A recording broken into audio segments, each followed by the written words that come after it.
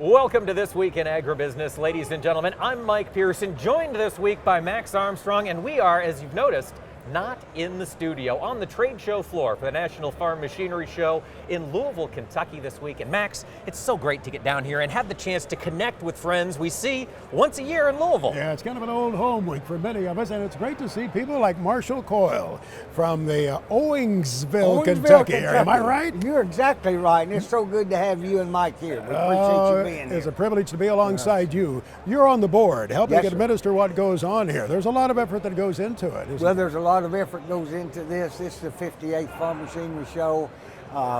We're sold out. We have 1.2 million square feet of climate control space, and all of it is in use this week.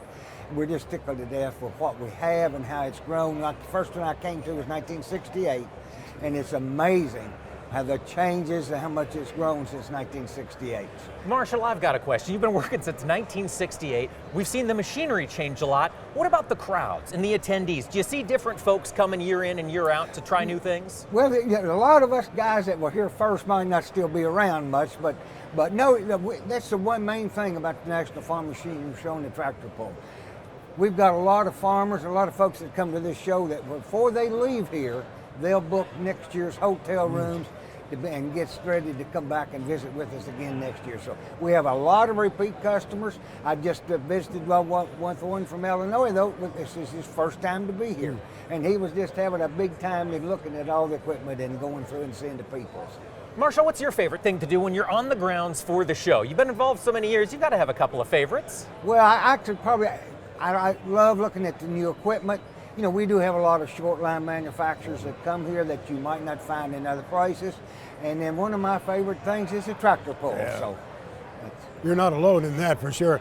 Some improvements coming here in the future? Is there something that we can look forward to in terms absolutely. We have upgrades? $180 million that the General Assembly has approved for expansion and improvements and upgrades to these facilities.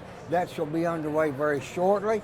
That's already approved in the proposed budget for this time. For the next 2 years, there's another $200 million at this point in the House budget that we hope will stay and be able to continue. We're going to do a lot of improvements to Freedom Hall. We'll be adding another wing to this facility.